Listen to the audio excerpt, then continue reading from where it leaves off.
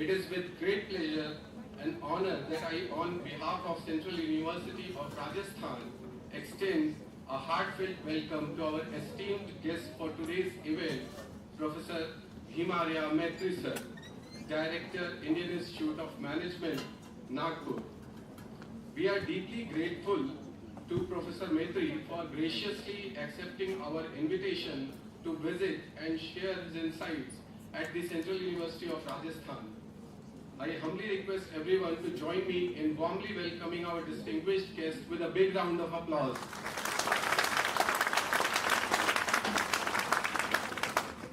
Welcome, sir. I now request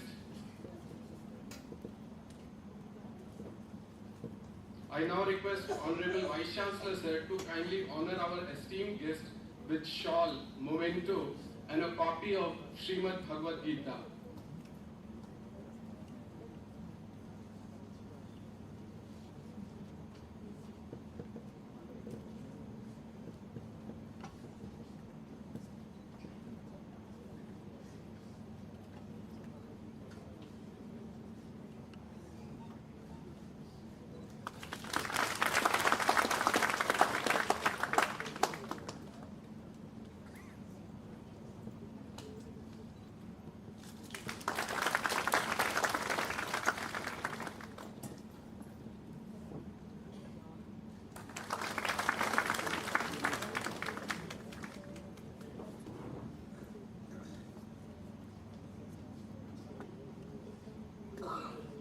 Thank you, sir.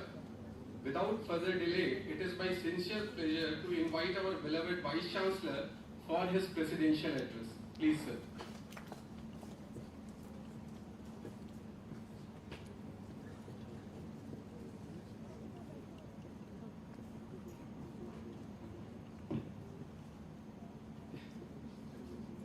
Honorable Professor Metri,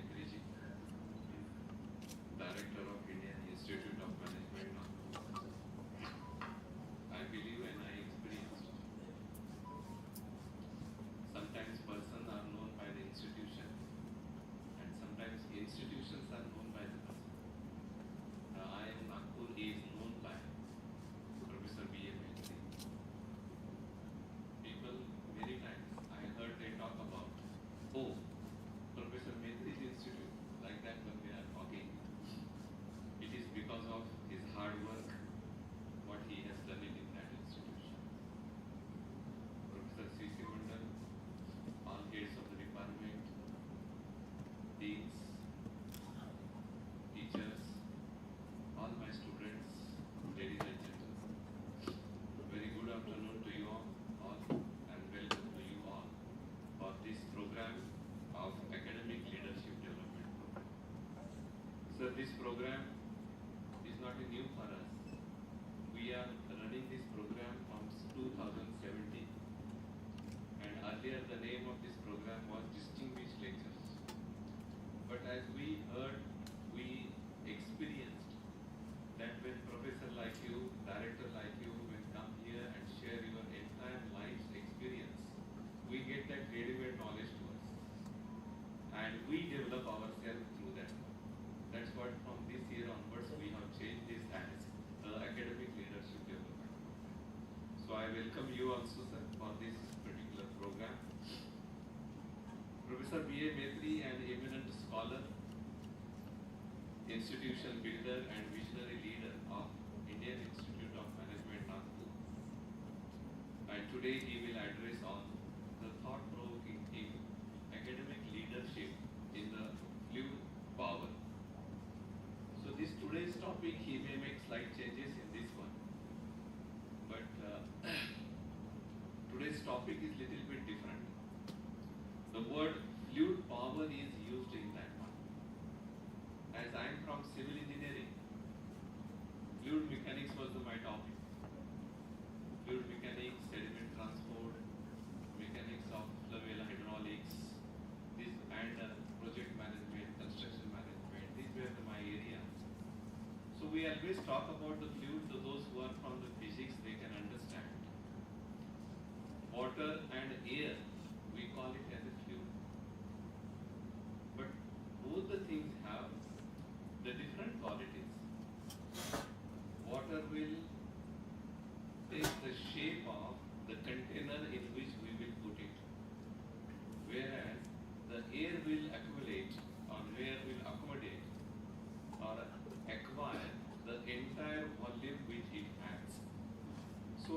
leadership is also should be like that one. Our leadership should be also the fluid. It must be accommodative. It must be adaptive, responsive, as well as forward-looking. And along with this one, it should be a powerful enough to inspire, guide, and transform the institutions.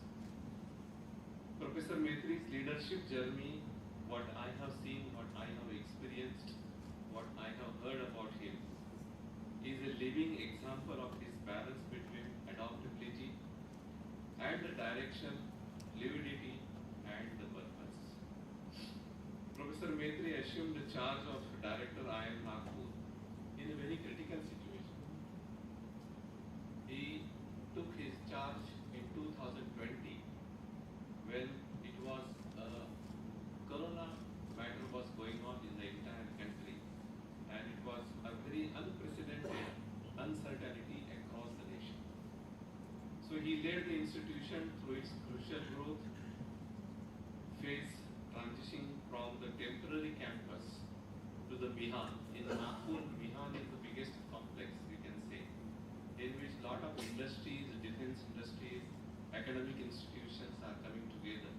So getting place in the Mihan is a matter of pride, and he shifted this institute to the Mihan. I think Prime Minister has opened that campus. It is one of the best campus in the Maharashtra, which I have seen that.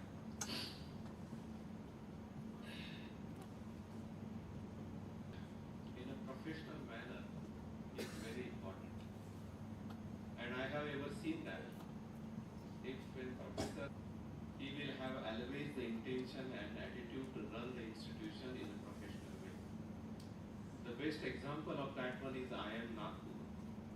And what is the criteria for running the professional institution or institution in a professional manner is how the revenue of the institution is increased. Let me share with you, very proud with you, that in his tenure, the revenue of IIM Nagpur has been increased by 40%, if I am not mistaken, not more than that. Along with that one, he has created a green and energy efficient campus. We talk about our 700 kilowatt a solar power project. He has developed in IIM Nagpur the solar power project of the 2 megawatt, which is very higher than ours. And entire campus is running on the solar power plant. He is alumni of IIT Mumbai. In Maharashtra, there were 3 or 4 good engineering colleges, government engineering colleges. One was Government Engineering College Pune, where roughly 500 seats were taken. And another 2 engineering colleges.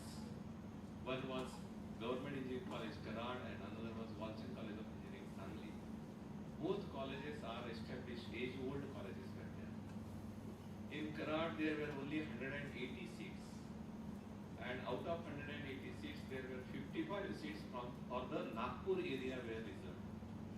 So those who the district-wise admissions were taking place. For rest of the area, you were supposed to be in the top merit out of this 180, then only you were getting the admissions in that one. And Professor Metri was also such a scholar student. That time he came in a merit and he got the admission in College of Engineering, Karnataka. After that, he completed his PhD from the IIT Mumbai also. He has experience of bringing the IIM Trichy in the limelight in the capacity of director of that institute. He was also dean at the L&T Institute of Project Management. As earlier I told you, that some of the institutions are known by the person. Even if you go to the L&T Institute, where I have today also some contact, people take his name, how he was working as a dean in those periods. He is also having the experience of MDI Gurgaon as well as IIM Delhi. And everywhere he has left his footprint as one of the best administrators. He served as the chairman of All India Board of Management Studies of the AICTE, as well as member of the Indian National Commission for Cooperation with the UNESCO. And in influencing the policies and standards across the management and education in India. So today we have got a very eminent personality with us to deliver the lecture on this academic leadership in the fluid power. So it is very high time and right opportunity for we all how to build the globally competitive but locally rooted institutions.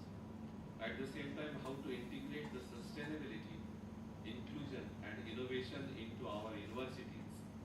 How to run the energy of change, a very fluid power of academia into enduring national progress. As the world is changing a lot, if you find everywhere, lot of changes are taking place. Random, what we can say, the paradigm shifts are taking place. The world is changing all the time, and in such case, many things depends upon the leadership. How the leadership is taking the institutions ahead, it creates the impact for years together.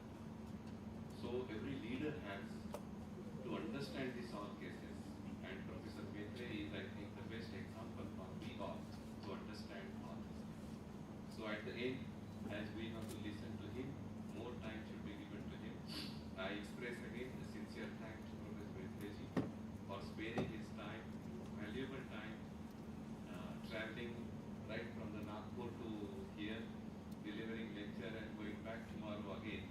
I really appreciate his presence. Thank you very much, and I welcome you all for this lecture again.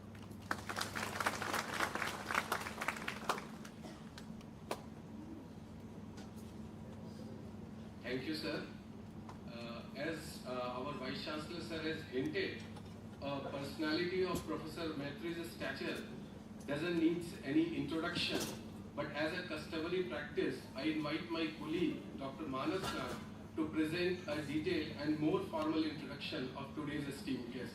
Sir, please.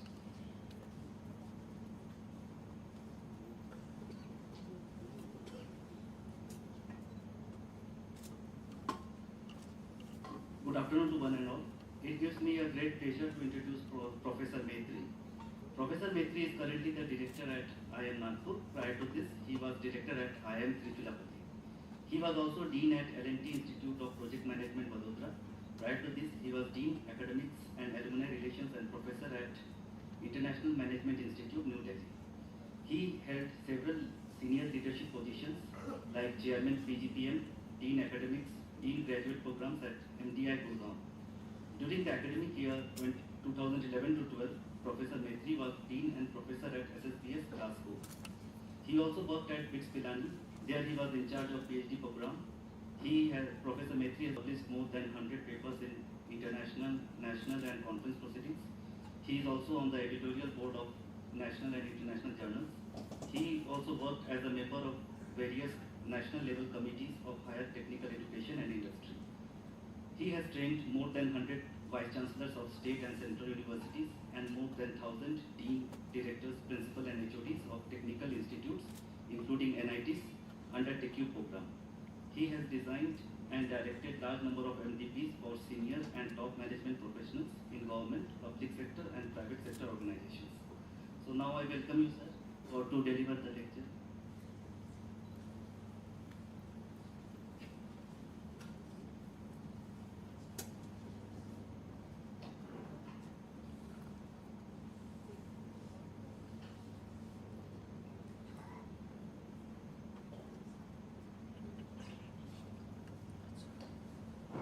Very good afternoon. Respected Vice Chancellor, Professor Anand Valeraji, the Program Coordinator, Professor Mandal, all the deans, registrar, the faculty members, research scholars, my dear students, ladies and gentlemen. This is my proud privilege to be a part of this leadership series to interact with you on this occasion. So first of all, let me congratulate all of you under the leadership of Professor Bhalerao such a green and neat campus. I visited many central universities. To name of, I visited the Jharkhand, visited Gulbarga, and I was also vice chancellor some time. Mahatma Gandhi International Hindi University, I was there. So I have seen many places, but this campus, you people have created a uniqueness. One is a green campus, that too in Rajasthan, a great green campus. And one is a solar initiative. I think it is a great initiative. I think probably most of the central universities not thinking, but you are already implemented the 700 megawatt solar with NHPC. And also the emerging courses coming out of this university, right from neuroscience to health science and various areas. I think new programs are coming. I think I am sure coming years, this university will become one of the role model for many central universities. Thank you very much. So the topic, academic leadership in the fluid world. So I will just a little bit modify because many students are there, but I will cover the intent and content will remain same, but I will begin with the context. You see, context is king today. And context is continuously changing. Now, if you see the India as a nation, since 1947, if you look at our country's progress and growth, 1947 to till 2007, India took almost 60 years to add 1 trillion economy. So from 47. But from 2007 to 2014, India added 1 more trillion economy. That's 2 trillion economy in 2014. Just it took 7 years instead of 60 years. But 2014 to 2020, India added 1 more trillion. 2020, India was there, right, 3 trillion. Now today we are talking about 2025. India has added already 4.4 trillion economy. When 2018, Government of India trillion dream, not only in India but many people all over the world, they surprised how India can achieve such a high target of 5 trillion. But today we are 4.4 trillion, and International Monetary Fund, IMF, they have predicted India will become a 5 trillion economy by 27-28, beating Japan and Germany. That is what they predicted a year back. But first time India is going to prove the estimate of IMF wrong, and 1 year ahead of IMF estimation, India is going to achieve 5 trillion. Next year, 26-27, India is going to hit 5 trillion economy. Now question comes, what next? After 5 trillion. 5 trillion means after US and after China, India is going to be the third largest. Now in between you can find only one nation. Now if you see this picture, 2027 onwards, there are predictions. Every year or two India is going to add 1 trillion. Now forget about 60 years to add 1 trillion.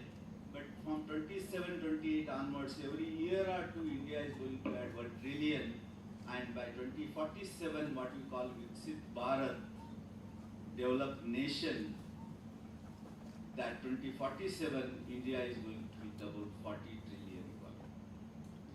And to become a developed nation, the formula is currently we are close to, I can say 2,800, or you can call it as a 3,000 US dollar is a per capita income, and to become a developed nation, it has to go to somewhere between 15 to 18,000 US dollars. So from 15 to 18,000 it has to reach by 2047. But if you look at the history, how we can say that India is going to achieve that? If you see the history, because history is sometimes it reveals many things. Many times, I am a civil engineer. History was my pet subject, but even though I moved civil engineering management, I always believe in history, and history reveals very important, things, and that helps us to what we can predict future. So if you look at Japan, all of you know that 1947 Japan, was, bombarded by America, Hiroshima, Nagasaki, and Japan was suffering. And all of you know that Newton's third law, action and reaction. The way Japan was destroyed, the same speed Japan came out. 1965, Japan was the youngest nation. And after 15 years, Japan became super economy. 1980 to 1995, Japan ruled the world as a super economy. Whether you take a car market, they have beaten the all-American passenger car industry, whether it is electronics industry, Sony Electronics or equipment, you name any sector, Japanese captured the market of America and Europe and they became super economy.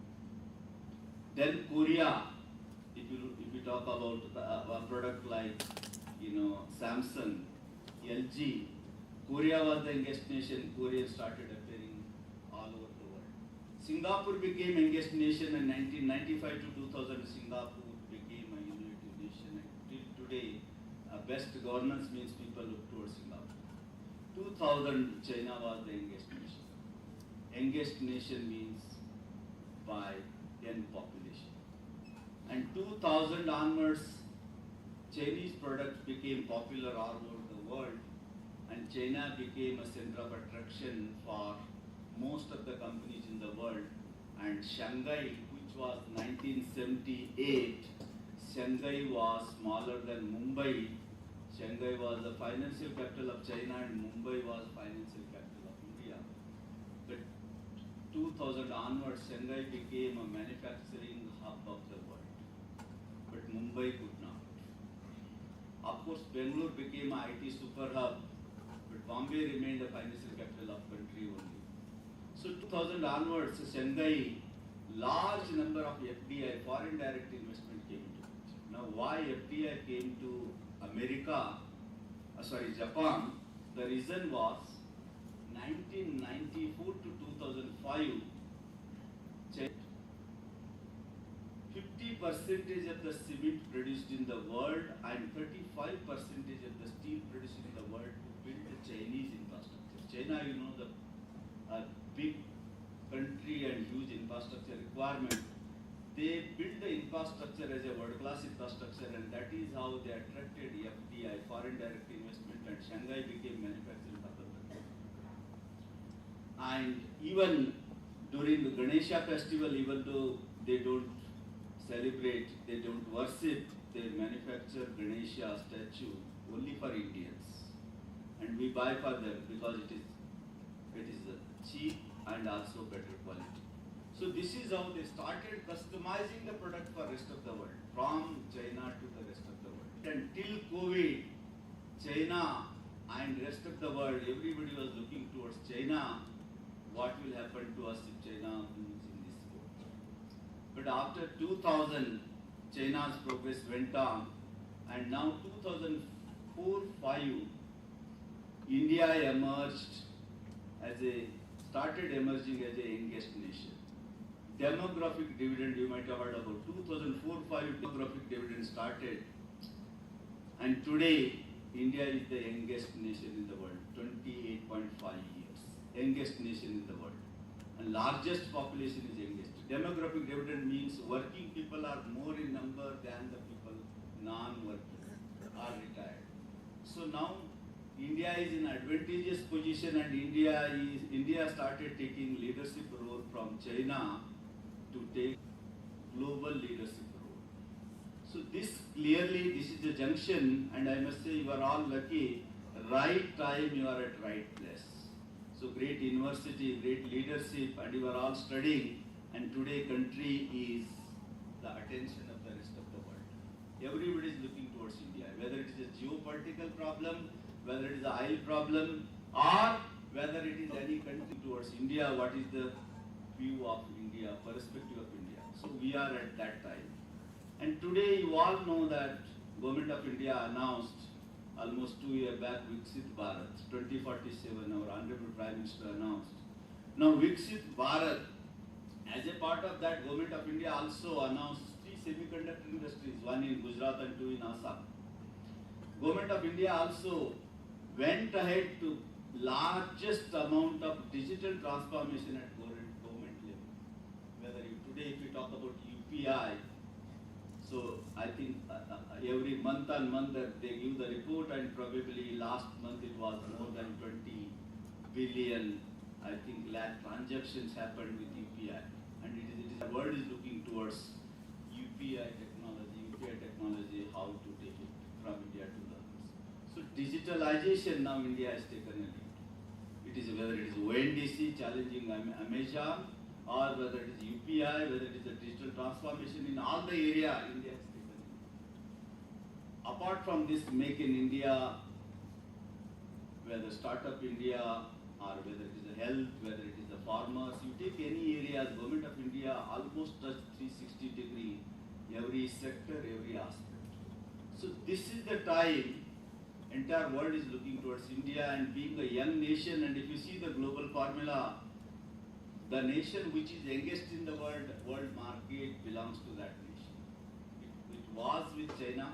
When China was the youngest nation, our Godrej factory shifted to China, and our many of the 800 companies from India, then China's labor cost started going up again, they moved back. So in this kind of world we are in.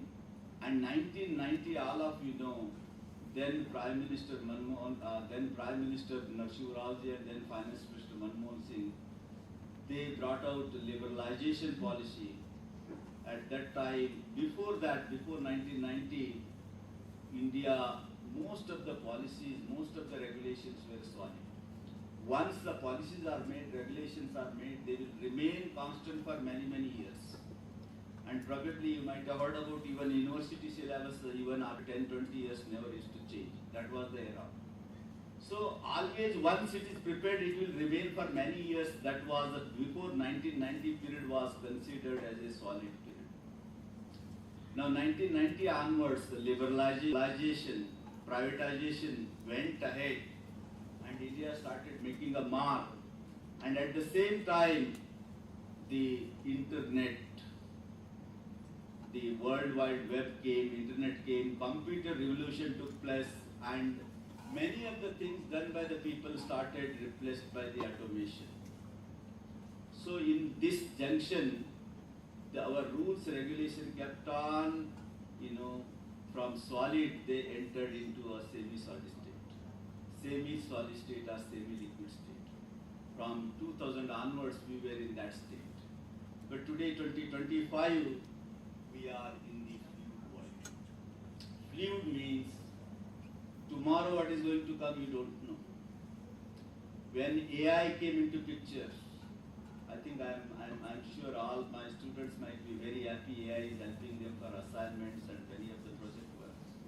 AI agents you might be using, not only you are using, you tell the AI to get it done for you and you can submit to the professors.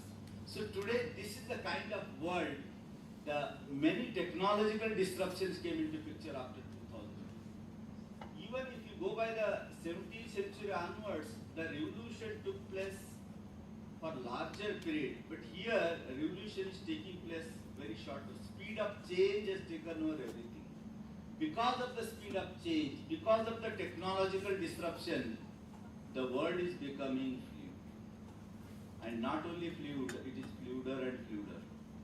Because tomorrow is decided by the technology. And what kind of disruption is going to come tomorrow will decide how tomorrow will be there. So therefore, technological disruption and speed of disruption has affected every sector, every individual.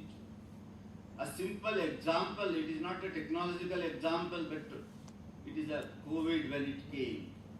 COVID is also a kind of disruption, it is not technological disruption.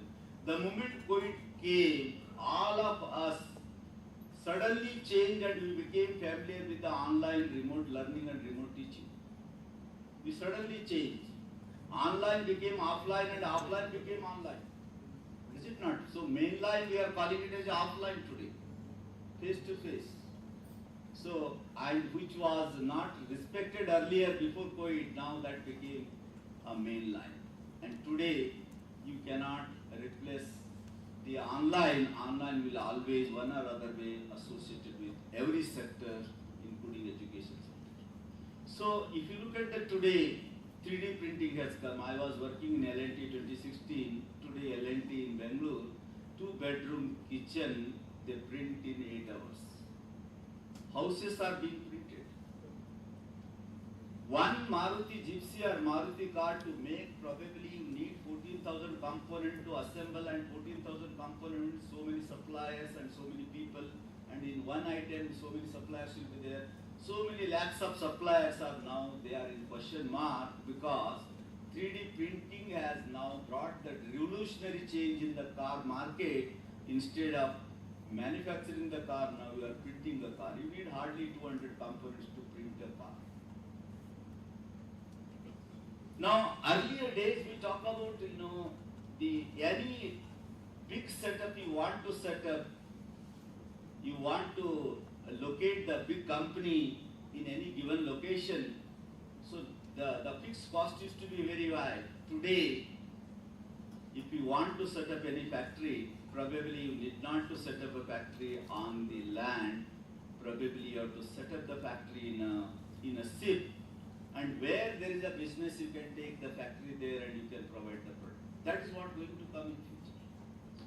If you talk about the house today, we are mad about buying the houses, buying the outskirts of the city, or new Jaipur area, new Ajmer area probably may buy. But future belongs to in such a smart people, you need not to buy a house at all. What you have to do is you have to build a house on wheel, and just to ship the house to the place where you want to move. If you want to move to Mumbai, Chennai, and you lease the land and put it there, same house you can take all the different places as per your transfer or where you want to set up. So this is the kind of world we are going to be in. Means there is rigidity, stupidity in this world. Agility is the only way going forward. So in this kind of world, the world is shaping all of us, and because of technology and because of the context. Look at here, earlier days, temporary jobs used to be very small in number, corporate jobs used to be big in number. Today, a gig economy has come. Gig economy means there are very many specialists. For example, ERP implementation. ERP implementation, that company that whether you call Oracle or SAP, it is good enough to supply all the companies their software. So similarly, any specialist providing their expertise to different companies, in that case, the person who is providing that person will become virtual CEO or virtual CEO. So one person providing solution to many organizations. Today we are talking about CEO, Chief Executive Officer of the company. Probably tomorrow, one CEO, virtual CEO manage many companies. There is going to be a virtual CEO. You did not have one CEO to manage one company, but in future, you can have one virtual CEO and that person manage many companies, because they will be adopting with the AI, artificial intelligence, and AI is going to be, again, give the work to the AI agents, and AI agents will give the work to the sub-agents, and they will get the work done. You need not have manpower, but at the same time you can get the work done. So this is how, instead of employing 20, 30 people to getting the work done, today AI is doing all that work. So in this kind of world, it is we are living in, and in this kind of world, how ourselves adjust in this changing world. You can't afford to remain rigid. As I told, rigidity, stupidity. So if you say, I don't want to change, you will be thrown out of the market. You have to be agile. So then what is the solution? You have to save yourself what is need of an hour. Somebody has very beautifully said, yesterday of tomorrow is today. Yesterday of tomorrow is today means, if you act today, tomorrow will be at right place. If you don't act today, tomorrow will be at wrong place. What you did day before yesterday, if you did today, probably you will move to the wrong direction. So therefore, it is extremely important to make a sense out of what is happening. Sense making is one of the important aspects for all the persons and all the young and great leaders. If you don't make sense out of what is happening in the context, in the workplace, in the vicinity, then probably we are going to lose. So that understanding that context, that is extremely important, sense making, 3 years down the line, what products are going to disappear, what things are going to disappear, what new things are going to come, and how the world is going to react. That kind of questions you should ask and we should have an answer, then probably we will be marching in the right direction and you are moving in the right direction and you will become a role model for us. So that is where today's world is totally changing, and this change is not because of me, not because of you alone, it is because of the context. And those who are connected to the context, everybody will get affected by that. Simple example is COVID. It is not that I can save myself and rest all can suffer. Even if you think it was not possible, it is all together you take a decision, only you can stop that. That was the COVID. But in technology, everybody is looking how to disrupt others. I am sure all of you agree with me. Everybody is looking how to disrupt others. Either you have to disrupt others or you have to get disrupted by others. Which one we have to choose? It is up to us. If it is disrupted by others, we are the one loser. So you have to be always ahead of time. And therefore, yesterday of tomorrow is today, that is extremely important. So in this kind of world, we have to also keep some of the things very open to our mind as a growth-minded persons. Open to our mind in the sense, what I want to say is, in this changing world, your mind has to be growth mind. Growth mind means you should not be a fixed-minded person, rigid person. And once you look at the context, once you understand that, then how to change myself. And for that purpose, what you have to do is each one of us have to understand as a part of growth-mindedness, it is extremely important how the things are moving around, what speed they are moving around, and how they are moving.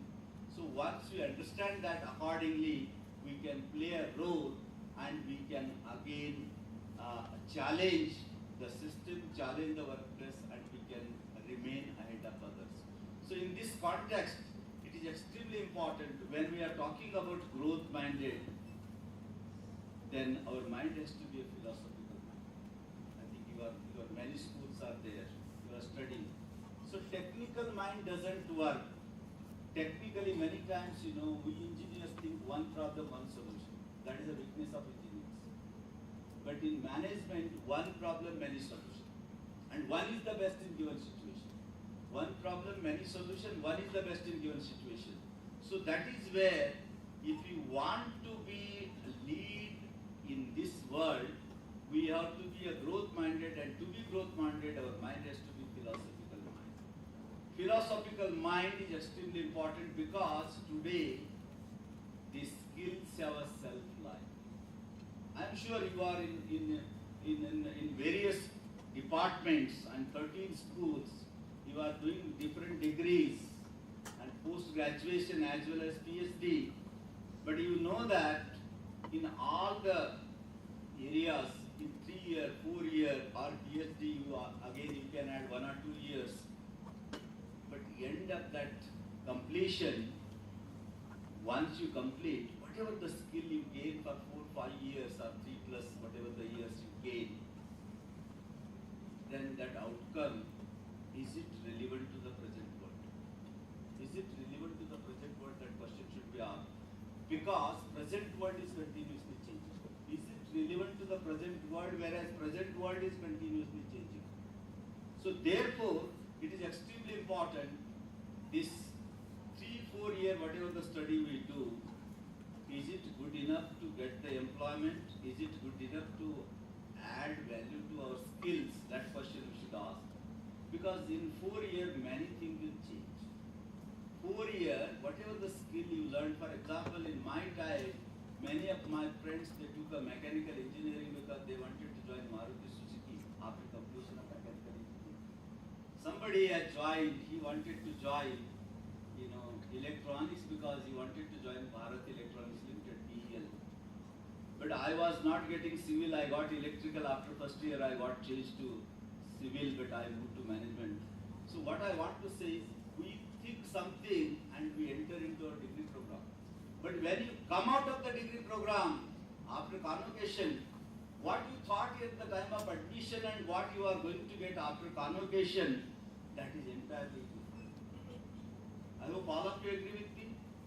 The world is changing. In 4 or 5 years, world is totally changing. In this changing world, now we do not look at the skill, because skill has a self-life. You have to get into expertise in particular skill. Now each one of us have to get into a evolutionary skill, a continuously changing skill. How quickly I can capture the skill which is need of an hour today than what I was having expertise. So how to move from a skill what I have to skill what is required. So how quickly we can acquire the newer skill, that skill we need to acquire and we need to develop expertise. And this is a continuous process. It is not a full stop. Probably our time we were lucky, Vice Chancellor sir and myself we were lucky, we studied and at that time it was not required to continuously study. Today, lifelong learning has become a phenomenon. So lifelong learning means everybody has to learn, and perpetual learners are going to lead the world. Perpetual learners are going to lead the world means you have to continuously learn. And if you see, probably after this session, you should go to the Google and you identify the top best leaders in the world. All those best leaders in the world, any area you take, they became a great leader because they were great readers. Great readers, all the great leaders are the great leaders. I think reading habits have come down. Now the time has come, you have to read a lot. You have to learn a lot. Reading means not only reading the books. Probably you will be discussing together, you will be interacting with somebody, you will be attending some seminars, you will be basically listening through video some life story of somebody. This is all about reading or learning, but that has to be a continuous process, and the readers are going to make a difference. And to become a great leader, you have to read a lot and you have to stand up in the crowd. So therefore, that perpetual learning has become a phenomena, and in this changing world, we should be the first one to capture the technology. We should never be the last one. You should be the first one to capture the technology. You should never be the last one. Probably, when I joined PhD program at IIT Mumbai, at that time I learned how to run the email account and how to send it. MTech student taught me. But probably that was fine for me, but for you it is not fine. And if you do like that, probably you will not be kept in this market. So therefore, at that time, what was applicable, what was working well 10 years back, 15 years back, that's not going to work well today. And what is working well today is not going to work well tomorrow or 5 years down the line. It is continuously changing, and that is where a fluid world. So in this fluid world, everything is continuously changing.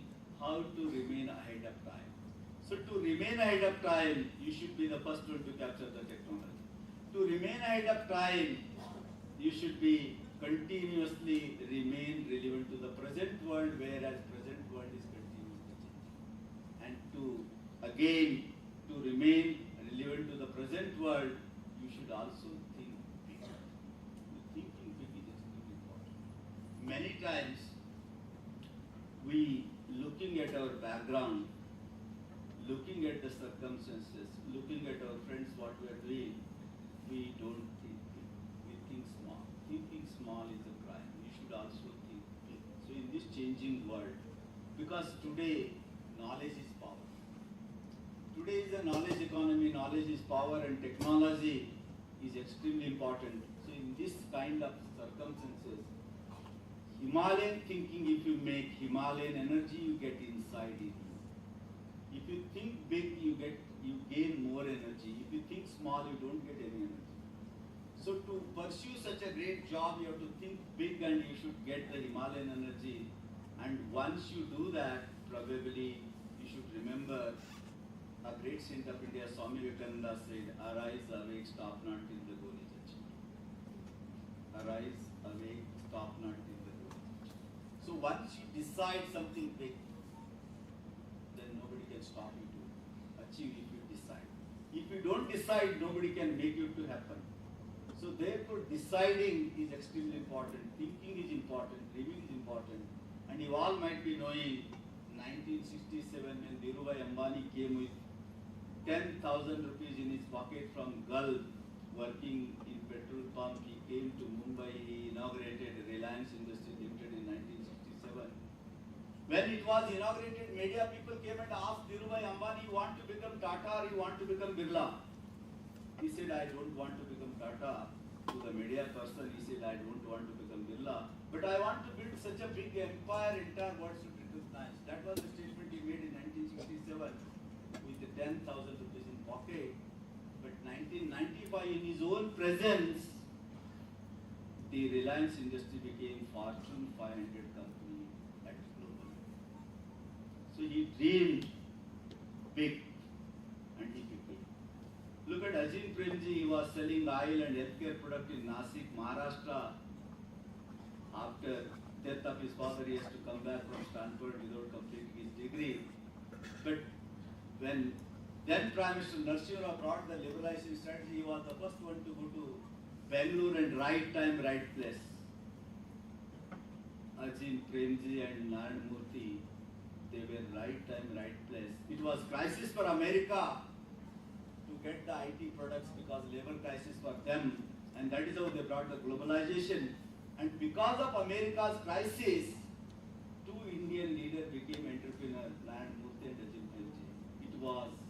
It was a gift of America to India. Two leaders came out as IT industry, Infosys and Wipro, because it was crisis for US, and these people became entrepreneurs to supply the product at cheap labor to them, and India became IT superpower. So I think the right time, right place is another important for all the my students as well as everybody, including faculty members. So it is extremely important how to grab the opportunity.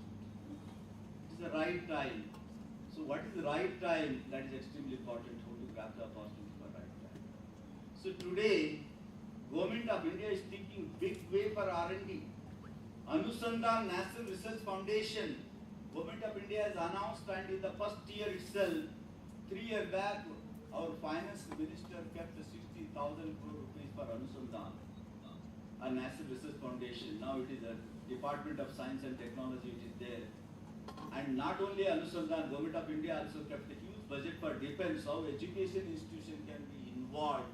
And you might be knowing for semiconductor, our railway minister, Vaishnavji has kept $10,000 for 85 institutions. They identified engineering institutions. They can be trained and they can put for semiconductor industries. So a lot of collaborative work is happening between industry, PSUs, private industries, Tata is coming out, L&T, many are together, they are working, and education institutions also have greater opportunity to work with them and to achieve the goal of R&D hub of the world. Now India is going to be one of the biggest capital for R&D. So it is not a statement, because today if you look at that Silicon Valley of America, everybody looks any R&D. But here onwards, our Bangalore is going to be recognized as the Silicon Valley. Why Bangalore? Because India has 1.44 billion population. And here onwards, all R&D, they need AI. They need AI and ML, machine learning and AI. And without AI, ML, without data, no R&D organization can survive here onwards. And that is where one of my friends who was working in Carnegie Mellon, he was telling Dr. Metri, I want to shift my healthcare equipment software company from Silicon Valley of America to Silicon Valley. I said, why you want to shift? I want to serve my country. I said, bakwas nahi karna. I told him, don't do bakwas, because now you can't do anything there. You have to come to, because his father migrated to America. I said, you have to come if you want your medical equipment software company to survive, because the data is with us. Big data is with India, and any R&D organization, not only you as an Indian, but Americans, Japanese, everybody has to come to India, because India has a data 1.44 billion population, and and today population has become advantage for India. Therefore, big data is a gift to India at this right point, right leadership and right strategy and Viksit Bharat. So at this time, entire world is looking towards India for R&D. Probably you might have seen some of the companies, they announced R&D centers in India, they are looking because they need data. What is the population of America? What is the population of Japan? Japan is aging nation, 49 average age. America is aging nation, it is 45. UK is aging nation. Europe, Canada, you take all are aging nations. And October 2024, I was in Tokyo I was leading India. I led the Indian delegation for ISO standard development. I was in Tokyo. I was talking to the biggest builder construction company of Japan. What are the problems in Japan? He said, we don't get nurses, we don't get AC repair, we don't get workforce, we don't get a specialist, and it is aging nation. And Jetro is a Japan trading company we had in Nagpur. We had a meeting, and I said we have a lot of ITIs. ITI is a great man force in India. So India can supply not only all the digital technology but manpower like nurses, and already Orissa government has made a MOU with the Japan to supply the nurses, and government of Maharashtra is working very closely to train them in Japanese language and send them to Japan. I think this is a great opportunity from India to the world. So today we are at the center of the globe. Today we are center of the globe. Anything you take, and that is where everybody, not only Indians but rest of the world, says 21st century belongs to India. When 21st century belongs to India, till today India was known as a technology consumer. Whether it is a workshop, whether it is LinkedIn, whether it is anything, we were known as a technology consumer. But here onwards, India is not only a consumer of the, definitely biggest consumer of the technology, but it is also going to be the biggest producer of the technology because of the big data, because R&D centers are coming to India. So for all of us, how to grab this opportunity when country is flying high, how to take the benefit of the globe, that right opportunity, how to grab. I think every institution, every individual, and every student and faculty member, you have a lot of opportunity because when I was traveling to other countries at that time, oh, are you from India? They used to talk like that. But today, oh, you are from India. They look, making their head high towards you because India means there is something. So today, India's image has gone very high. So in this context, how to make the benefit of this is extremely important. And to do all these things, to become a great leadership for all of us, whether it is a faculty member or it is the students, because knowledge is a power. And you all remember Nelson Mandela, who built Africa, his biggest project was building Africa as a nation. He's a big project manager, he built Africa as a nation coming out of jail after staying 28 years. So Nelson Mandela said education can only transform the world. Any sector can be transformed from education. So therefore leadership has to come from education to rest of the world. Now today it is entirely different kind of world, different kind of context.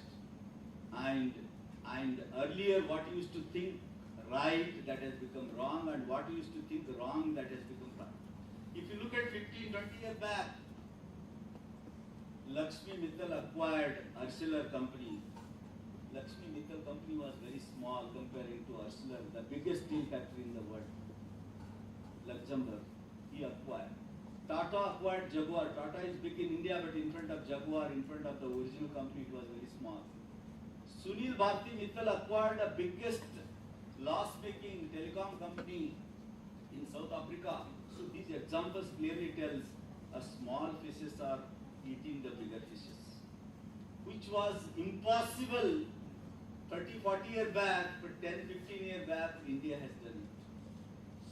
And you know that today, all the big passenger car industries are afraid of Tesla and Google.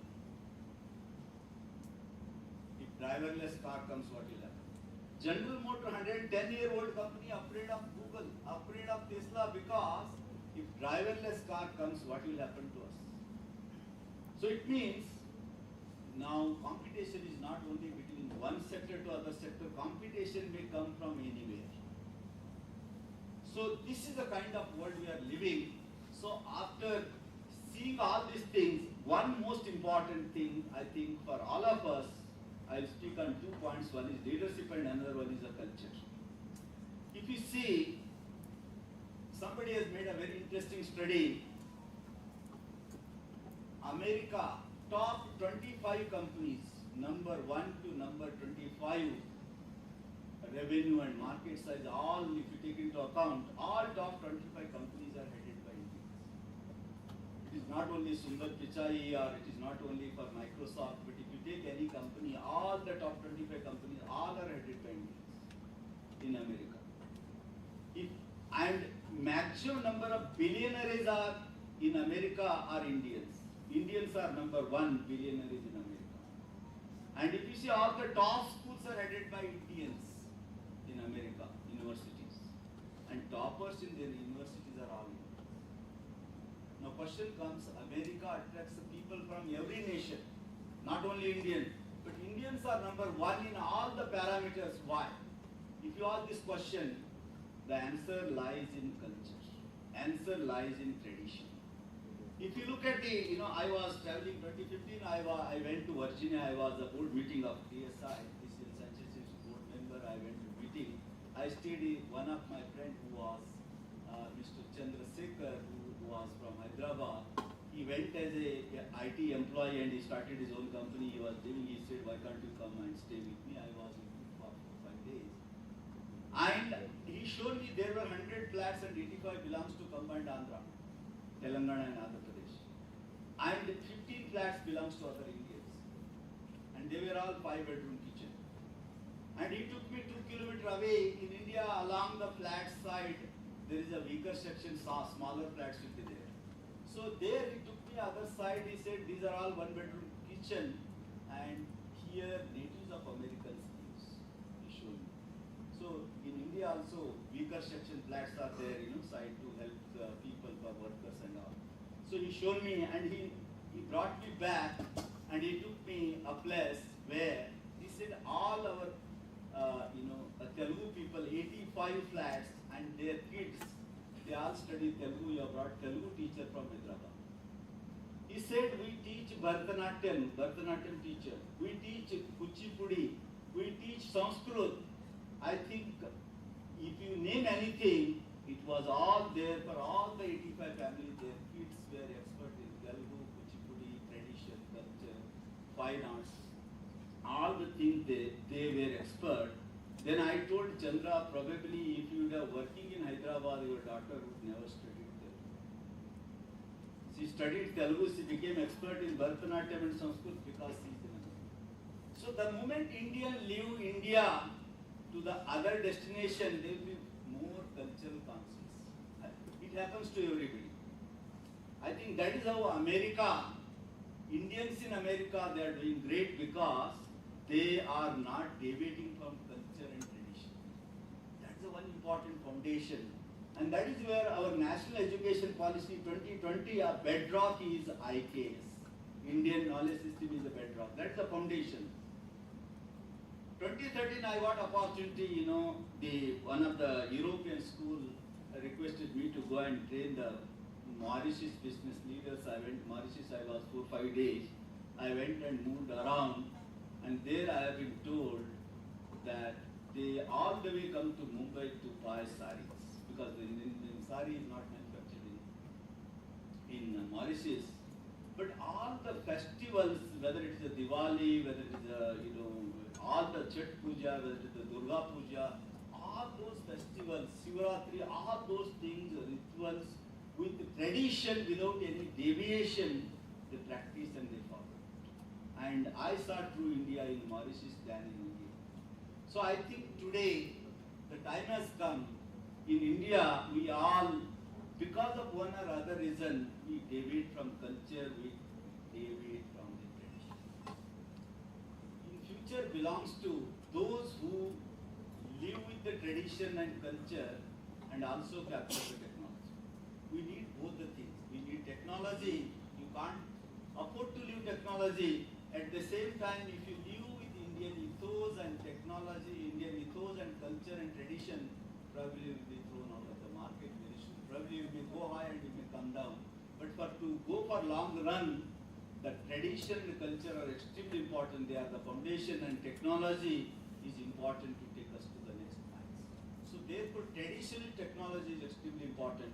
Apart from capturing the technology, apart from thinking big, apart from looking at contributory mind, any workplace given, you should stand up in the ground as a contributor, because hard work there is no substitute. In spite of AI, whatever the things, no substitute for hard work. Everybody. So all the great leaders, Ratan Tata, you might have seen, he worked in shop floor in Jamshedpur. He started his factory from Nagpur, but Ratan Tata worked in the shop floor before taking the charge of the same. Azim Premji's son, he took a charge after working many places, many levels. And those business leaders, their kids directly they capture the chair. They have suffered, and there is a formula in business, probably you might be knowing. First generation build, second generation maintain, third generation destroy. It has happened. Look at, you all might heard about, probably professors might be knowing, there was a Usha fan, a big name. Second generation disappeared. Look at many business associates. If there are two brothers, one is going up, who understand the father's struggle and culture, and who live with the culture and tradition, they are going up. Who has left deviated from culture, tradition, and disconnected from the roots, they disappear. They are disappearing. You all know the examples, newspaper it comes. So I think connecting with the root is extremely important. How to connect with the root, and Vice Chancellor rightly said, how to connect with the roots is extremely important. And for that, connecting with the root in this highly connected world, we are connected with WhatsApp, Facebook, LinkedIn, all over the world, people whom we never met. But at the same time, in this highly connected world, we are disconnected with our traditions. We are disconnected with our roots, disconnected with our culture. I think that is going to be a big question mark, and the entire world is suffering for that, and the entire world is looking towards India, looking towards IKS as a foundation, and therefore how to connect with the root culture. And a simple example I tell you, if you cut the root of the tree from the bottom, below the ground, what will happen to the tree? It dry. That is what happening to those who are leaving, those who are moving away from tradition and culture.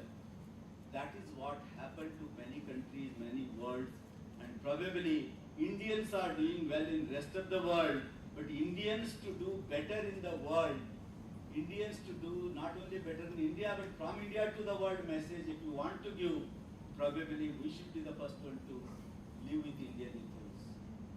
And live with Indian ethos, live with Indian culture, live with Indian traditions.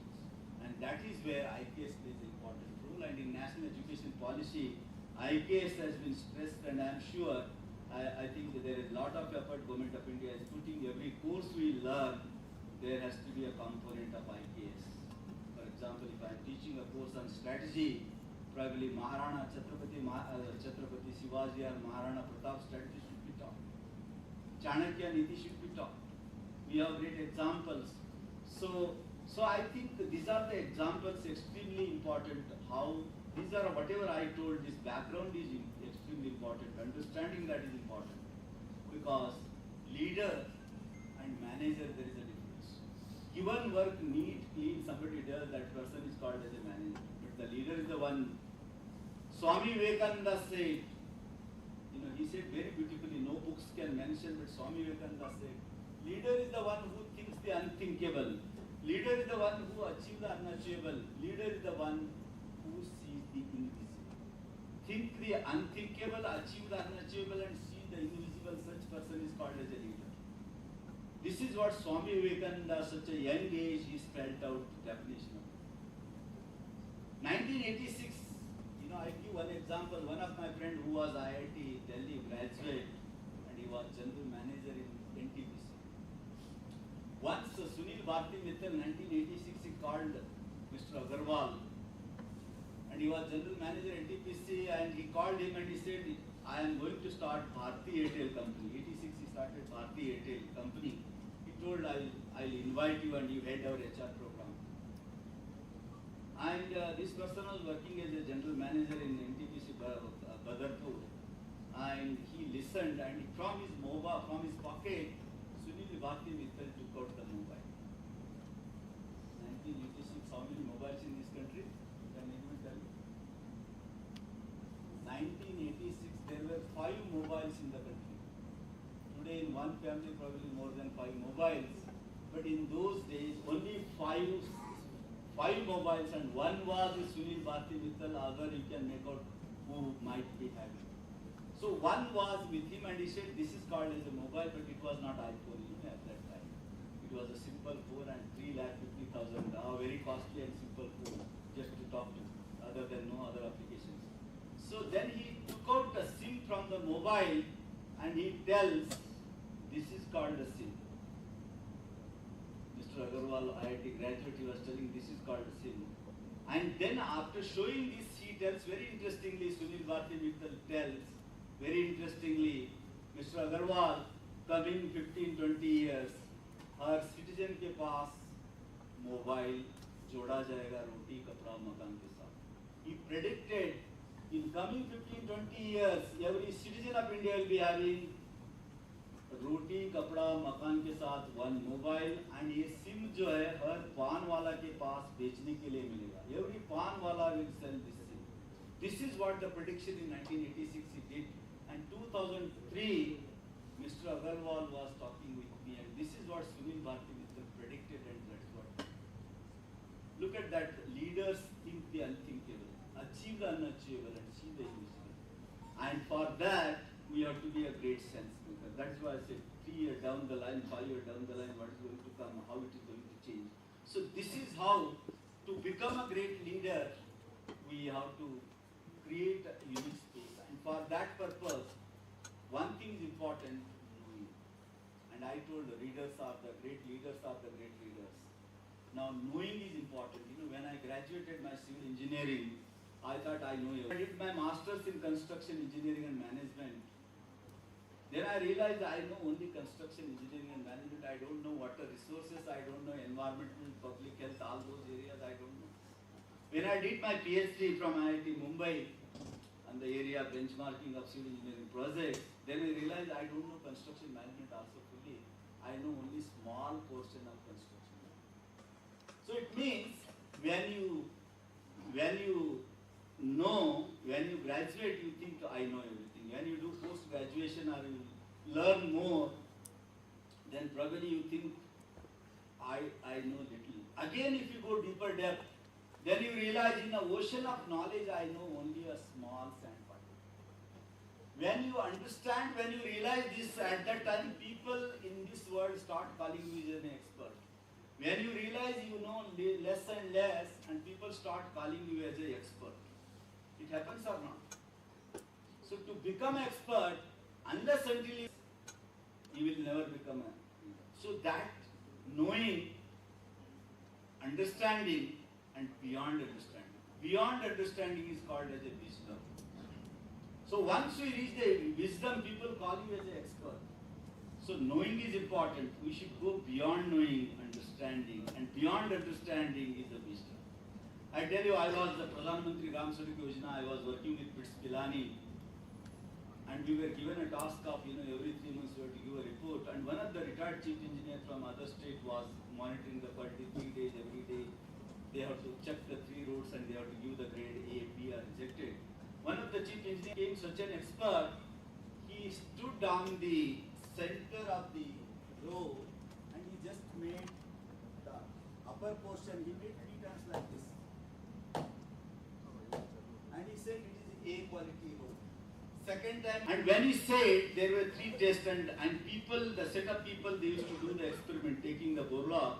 After testing, whatever he said, they tried to prove him wrong, he never failed. Whatever he said, test results also were giving like that. So this is called as a wisdom. Wisdom means you are accomplished person. You are moved away from knowing and understanding. That is called as a wisdom. So that person was a visionary person. National Road Research Laboratory, every 3 months we used to give a report, and this person's report was entirely different. Without testing, he was giving the result.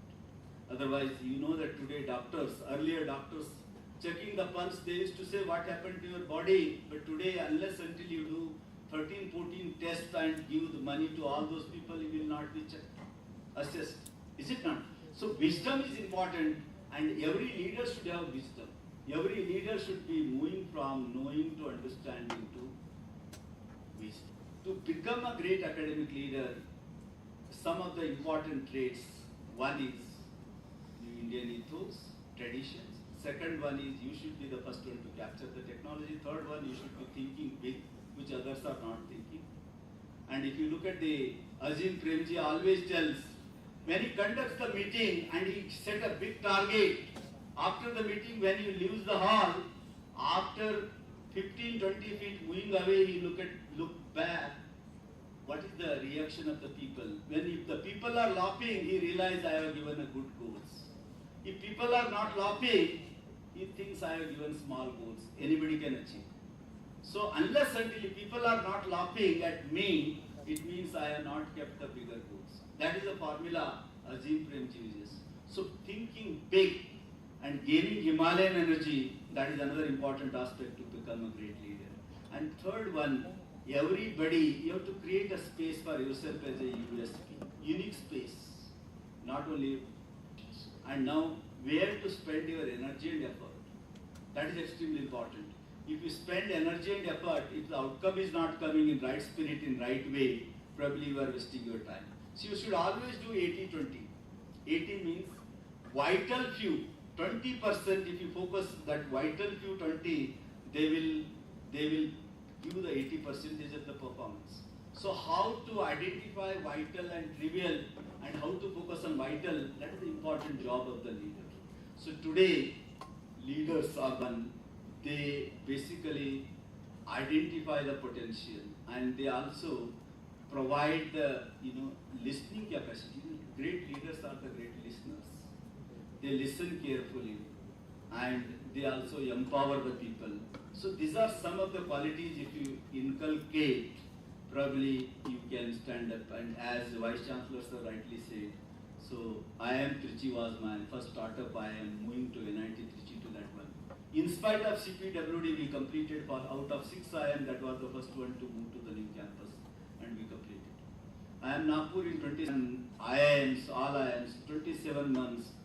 We have completed the entire infrastructure and the beautiful infrastructure out of all IIM. No IIM is like IIM Nagpur.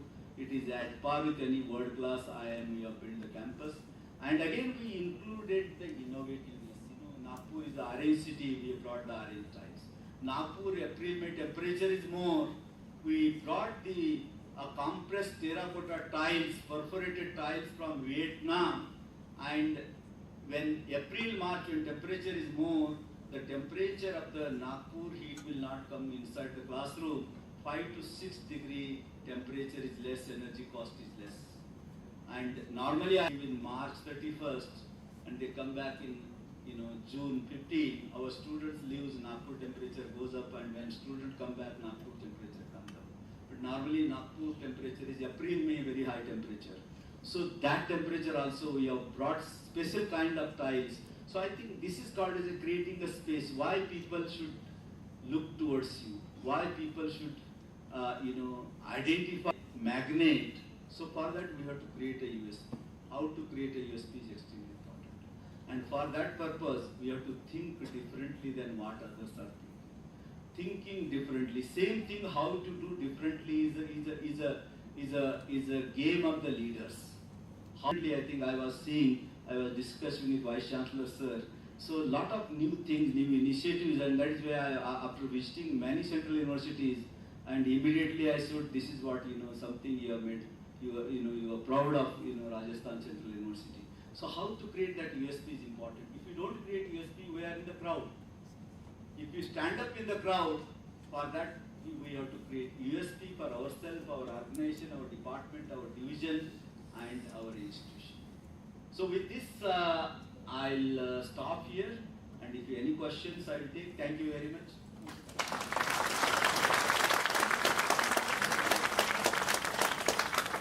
I'm sure you all would have thoroughly enjoyed such a mesmerizing and motivating talk. Thank you so much, sir, for this enriching talk. Now the question session is open, and if you have any question.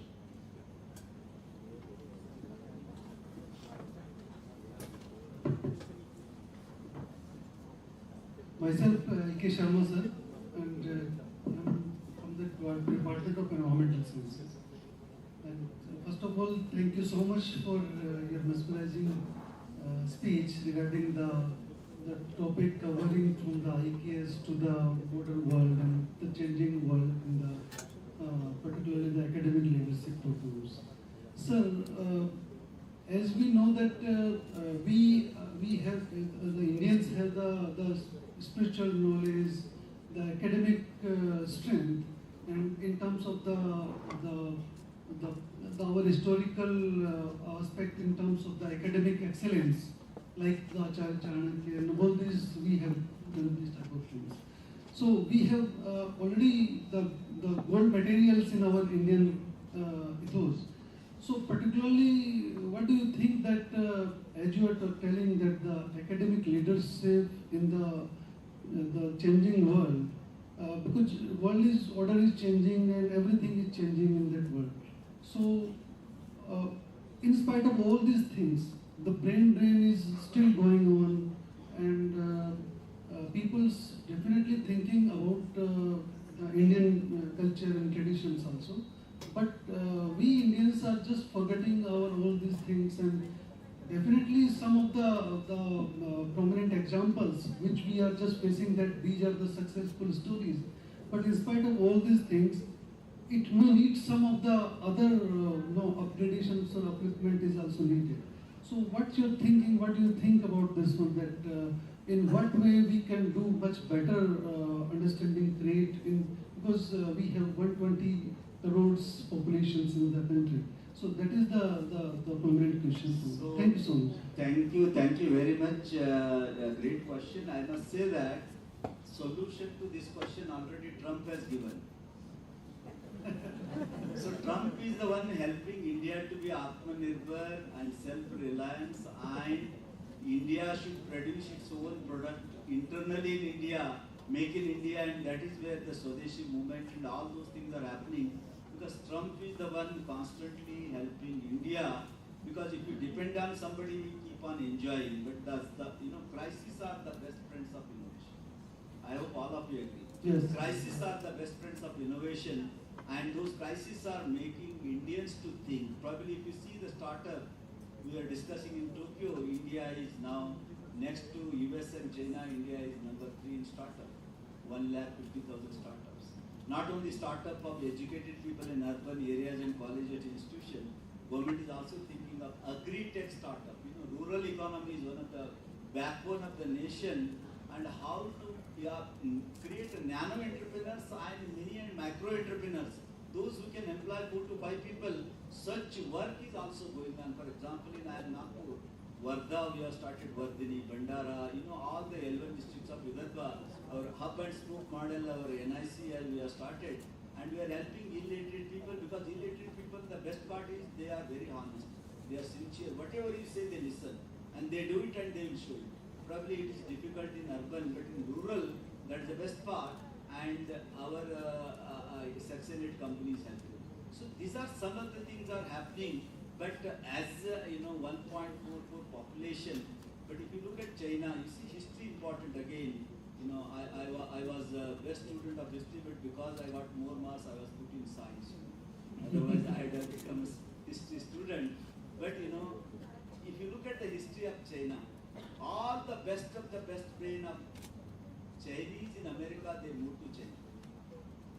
And in India, now Trump is forcing, and at the same time, India's, if you see the GDP of India, last 30 years, India is the only country in this world, more than 7% of the GDP. This is the only nation in the world. America is going down, and there are many, people are houseless and foodless.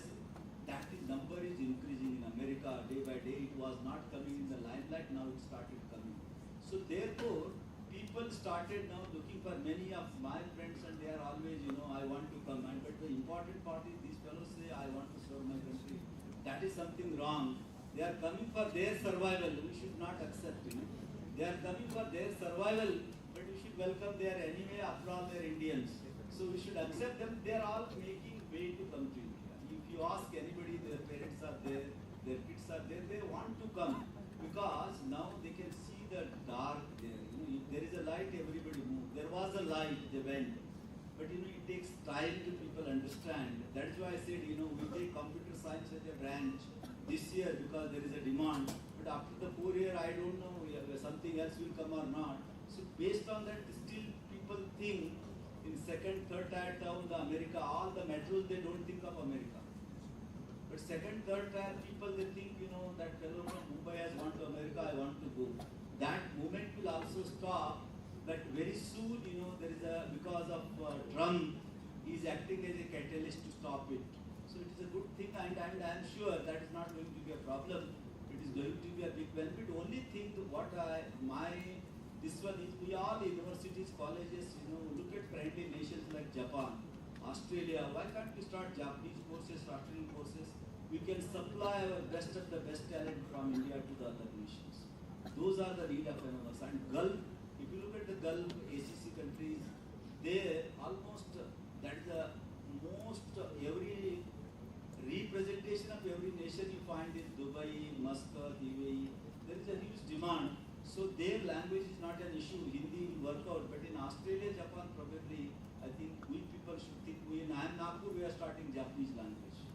For our people, we are also talking Jetro and all. So it's basically from India to the world. Now, that is how 21st century from India to the world. It is for countries technologically R&D center and talent of country and our technological products.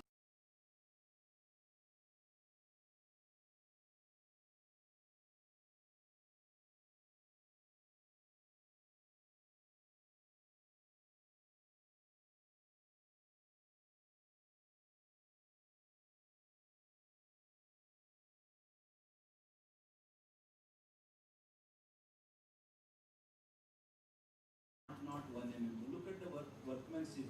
So we as a civil or architectural engineering schools, we should learn, generate new knowledge from the history. Mohenjo-daro, Harappa, still more advanced.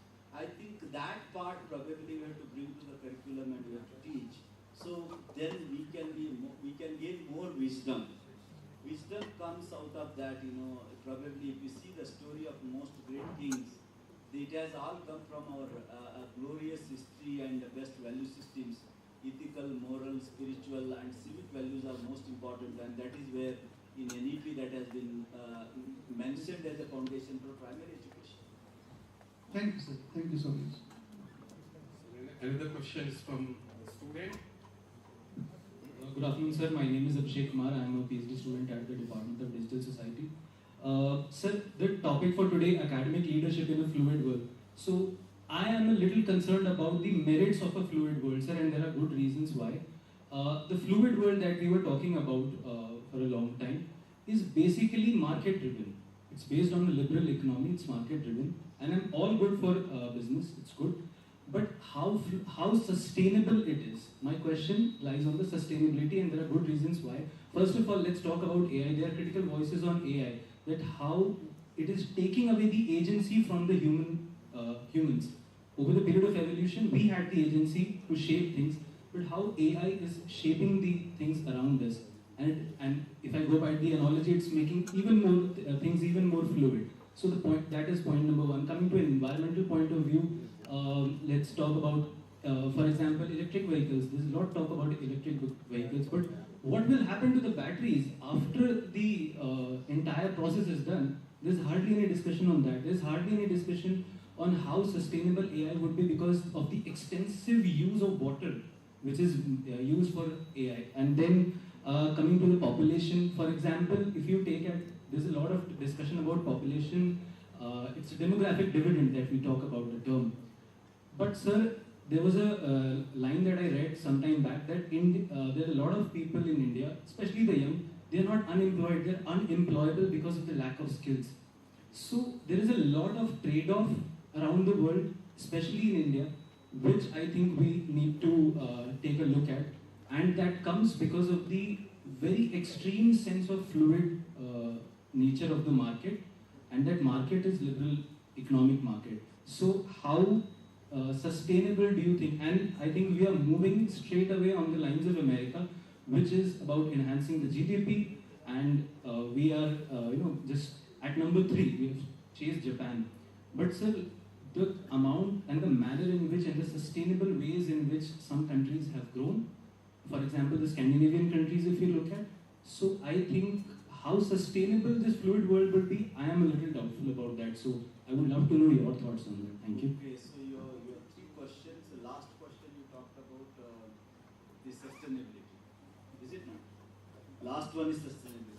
You see, skill and I think you were talking about what was the first question? Can you one by one you say? First one, what you said, or last? You begin with last one. Basically, my question was on the merits of a the fluid world that we are talking about. It is basically on the merits of the fluid world. Right. How sustainable it would be? I would love to know your thoughts. Right. You see, sustainable. You all know that carbon footprint. How to reduce the carbon footprint is one part. Sustainable since United Nations is given. So Japan termed it as a civil society 1, society 2, society 3. Japanese call it as a society number 4. And Germans, they call it as a smart manufacturing. And rest of the world, they take it as a 17 United Nations Sustainable Development Goals. Now, if you look at the Sustainable Development Goals, most of the companies, let me give you an example, the efforts are going on, small efforts are going on. There are ifs and buts, but you brought the batteries and also. So, for example, if you see, I am coming from Nagpur. Nagpur is the center point of it. So, if all the gathering happens in Nagpur, CO2 emission will be more or less. Let me give you an example. If all over India gathering has to happen, if it happens in Delhi, Mumbai, Kolkata, Chennai, or Nagpur, where CO2 emission is less. Nagpur is center point, it is 70 minutes away from all metros. So if everybody is traveling from all the corners of the country, CO2 emission carbon footprint will be less in Nagpur. Are you getting me? So if conferences happen in that place, CO2 emission will be obviously less. Suppose parliament session, suppose one part of the session happens in Nagpur, MPs traveling from different places, Nagpur will be obviously less. These are the things going to come in future, but today it is a beginning. 2070, our Prime Minister has promised net zero.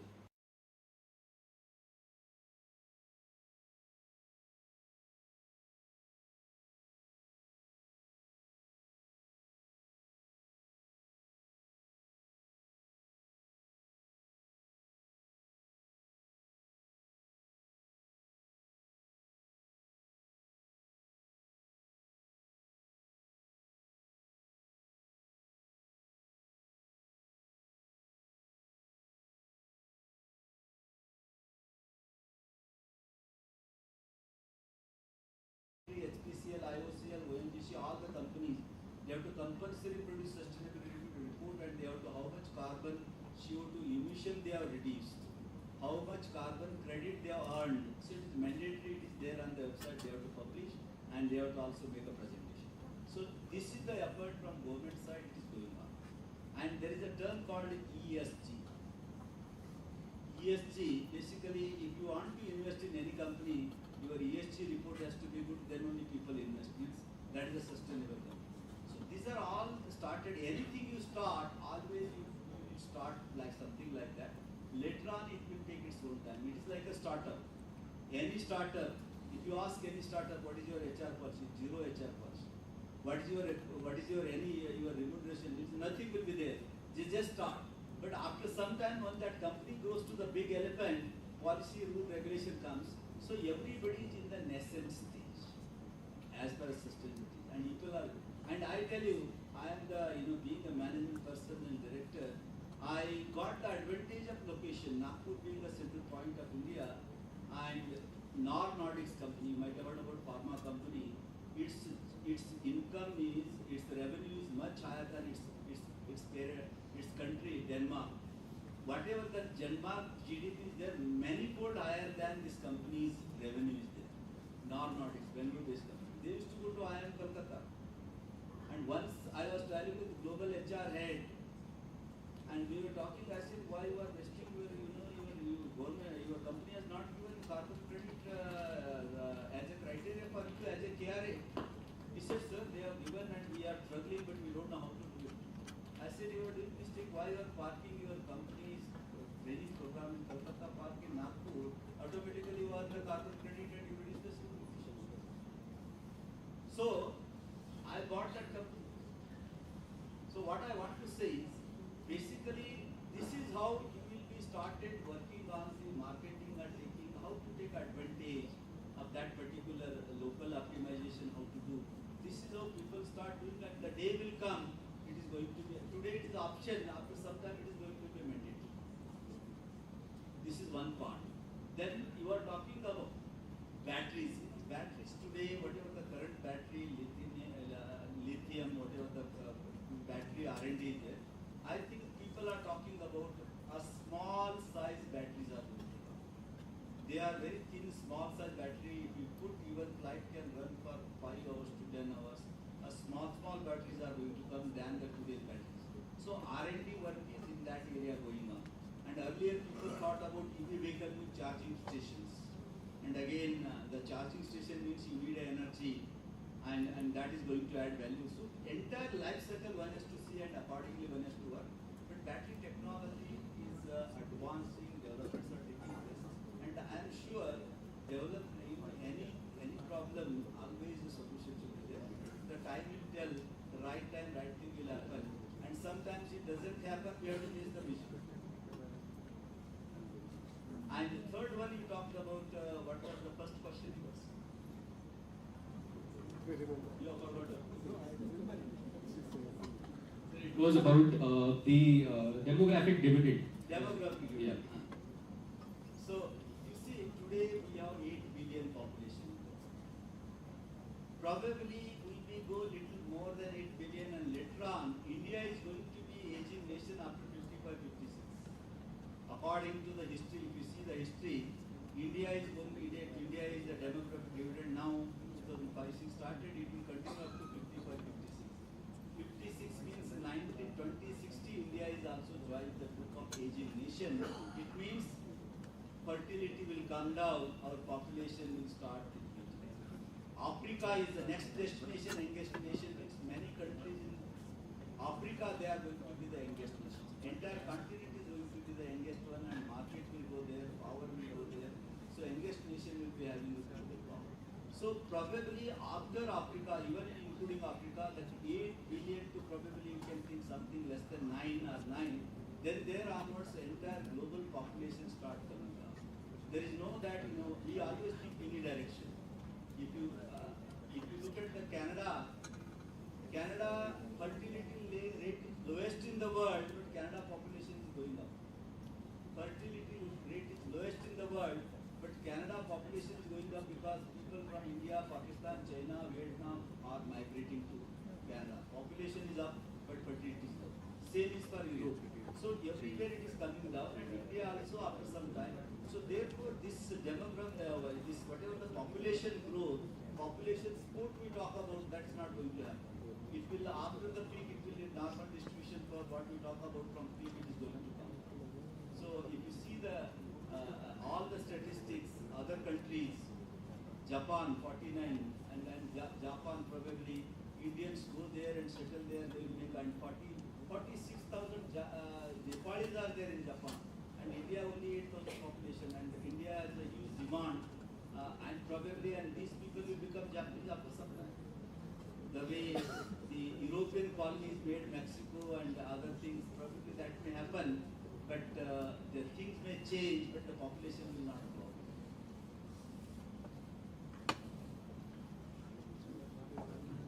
Sir, as you said that the philosophical and wisdom is required for the leader. I am a statistics faculty, and being a player of a number and student of logic. If we see right now the students, they are not reading the newspaper, they are not reading the books and other things. And as the leader can become only the leader. And with the gadgets, we are losing the memory. As in your teachers may be knowing the name of all these students. But if I ask myself, then I don't know the 5 students. So without memory, how can we develop the philosophy and the wisdom? And that's why AI cannot empower us for the wisdom and philosophy, what we do have. And second thing, as everyone questioned the Indian population that we don't have the skilled people, but I never agree with this one. India is having two kinds of a population. One is the weaker section, one is the who is not the weaker section. They have the gadgets, they have the facilities, so they are skilled.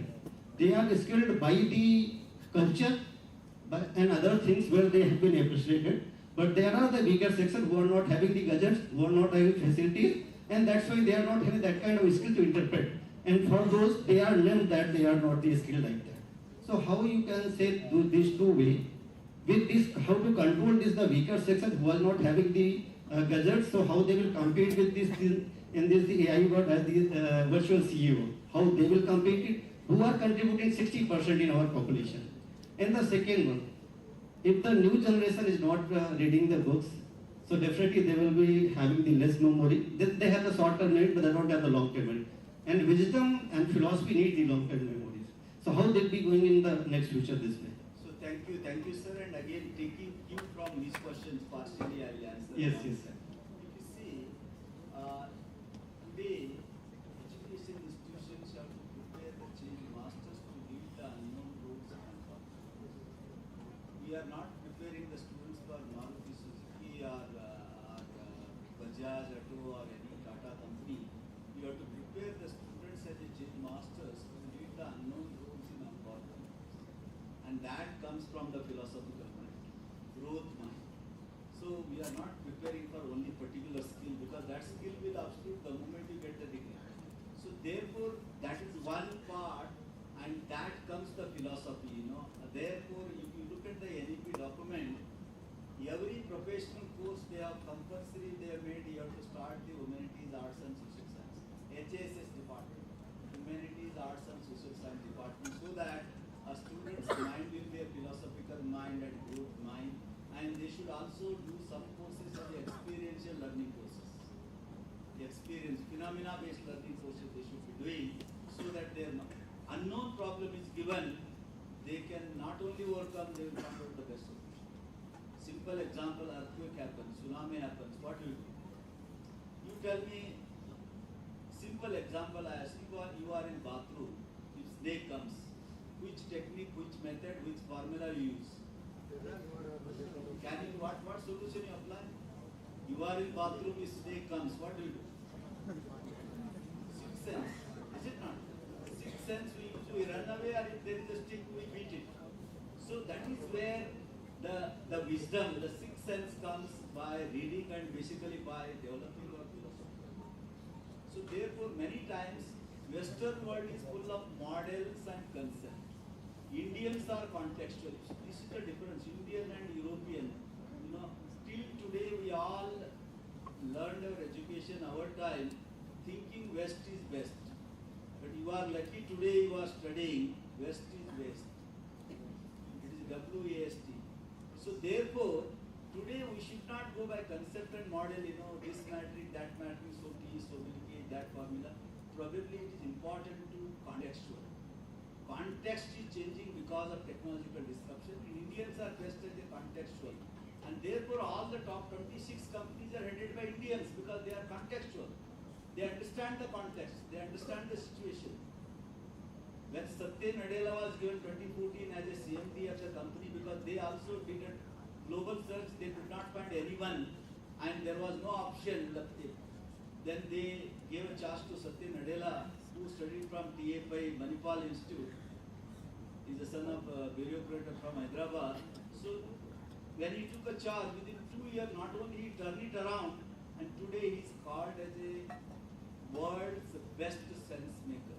What will come after 3 years, 4 years, 2 years, Satya Nadella can predict well, and that is how we are taking Microsoft to the higher level. And all the 26 companies headed by Indians because they are contextual. And to remain contextual, I think, sir, your question comes, we should read all IPS related books, philosophical books, Ramayana, Mahabharata, philosophical, Shivaji, Ahilyabai Holkar. She was the great CSR word was not there, but she did the work. So if you read not related to your specialization, but if you read all those courses where your mind can be a philosophical mind, where wisdom will come and you will start using sixth sense. That sixth sense comes and you don't need any conceptual models. And for that, this course of humanities, arts and social science is extremely important, particularly of people those who are from professional background. And that has to be done. And the second one, students are not reading, probably I don't agree. So whenever I used to take a class, now I take only training, I take board level and others. But when I always tell my professors, if you are teaching a course, when you give a case to the students, you first conduct the quiz. Those who can't read the case, you throw them out. Your quiz will be there, and if those who reply to the quiz, those who answer to the quiz, they will be there. So it is up to us how to conduct the class. So if you make it compulsory, always, human tendency, यहाँ चलता है तो बच्चे को पता होता है ये सर पूछेंगे नहीं चल जाएगा. यहाँ नहीं चलता है तो they will make all the attempt and they know that I will not be allowed to complete the class, then attendance problem will be there, then automatically they do. I think we have to change, and because of AI also, we have to change our assignment and questions. Students can use AI agents to answer, but at the same time the challenge for faculty is what AI can't give the answer, such questions we should be working on that. That is also extremely important. Thank you, sir. So I think you all will have a lot of questions as sir has ignited our minds, but because of the paucity of time, we'll stop the question answer session here, and sir will be available today. Anytime you wish to discuss with him, you can interact with sir. So please give a big round of applause for sir.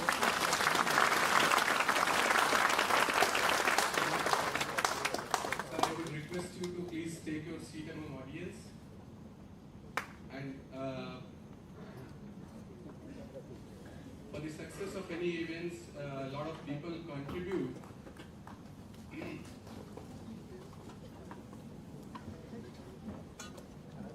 And for the formal vote of thanks, I would invite Professor C.C. Mandal for the vote of thanks.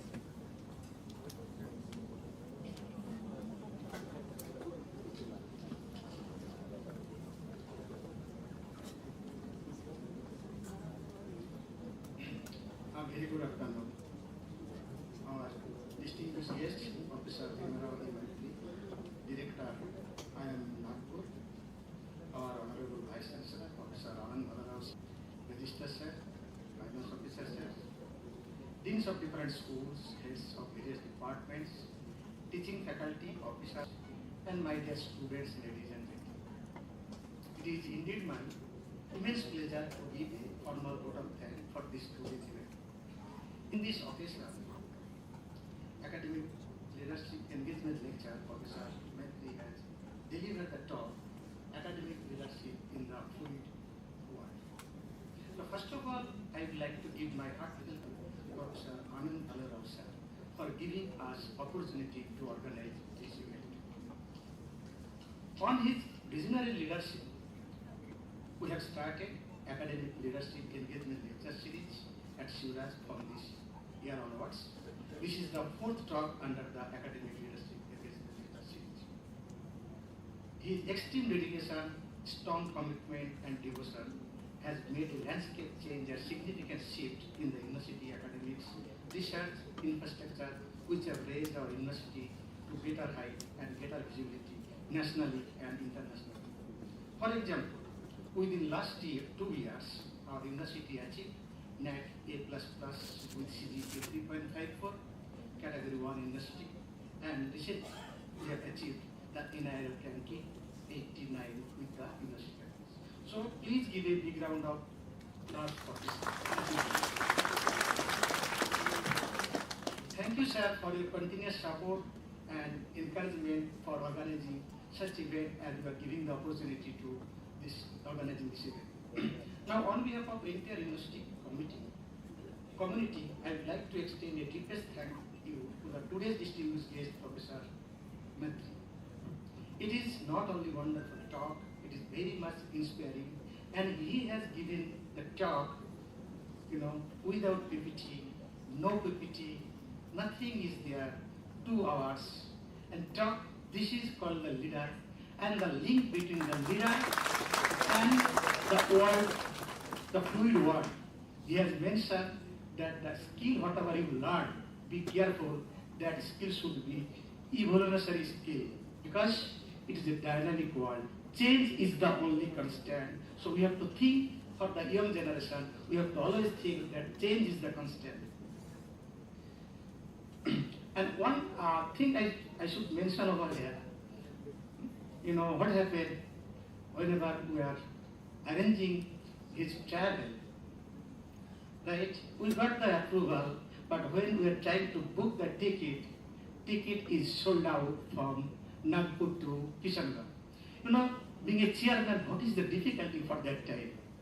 I talked to Professor Metri, and Professor Metri has given, the commitment. You have scheduled that talk in 3 p.m. 28 October. Anyhow, I will come. You just give me some time. I will arrange the flight, how I will come in. So his commitment was so much, you can understand. Another thing, he has the physical meeting in 6 o'clock in 27th evening, and he took the flight around 6:30. So his commitment was very, very, commendable. So that's why I can give you another round of thanks to you, sir. So, sir, my deepest thanks to you, sir, for spending some valuable time with us and delivering an insightful lecture. So I would like to announce here, we have already scheduled next talk on 6th November. Dr. Atul Kodhari, National Secretary, Shiksha Sanskriti Uttan Nyas, will be delivering lecture on the topic Indian Knowledge System. As Professor Metri has already mentioned, that we need to connect modern to Indian knowledge system. So the correct topic is coming in 6th November, that is the Indian knowledge system from tradition to innovation, how Indian ancient wisdom can guide modern science, technology and research. So I would like to thank to my committee member. I always mention that I am in front of mic, but my committee member, they work very hard. So the committee member is Jailuna Shukla, Dr. Manoj Nag, Dr. Chinmay Mali, and Dr. Hemant Vinay. Please give a big round of applause for them. I would like to thank the VC office, Register office, Dean Academics, Finance office, State office, PR office, especially for displaying event in various social media, ICT cell especially for school program, Culture Media Department for extreme support for taking videos and photos, and the supporting staff, especially now Sitaram, Mahendra Meena and Lekraj. Please give also a big round of hand for them. And I always mention, when we arrange the talk, audience is very important. Today our room is completely full. So I would like to thank all audience and students. Once again, thank you all for the kind cooperation, nice attention. We'll see you again in 6th October, 3 p.m. 6th November, 3 p.m.